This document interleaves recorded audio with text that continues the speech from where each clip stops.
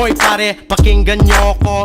Eto ng tunay na Pilipino, galing sa baryo sa Pangbato. Pumunta ng LA, nagtrabaho para makatulong sa nanay. Dahil sa hirap ng buhay, pero masaya pa rin ang kulay. Pag kumain, nagkakamay. Yung kanin, chicken adobo. Yung balot, binibenta sa kanto. Tagay mo na nga ang baso. Pare ko, inuman na tayo.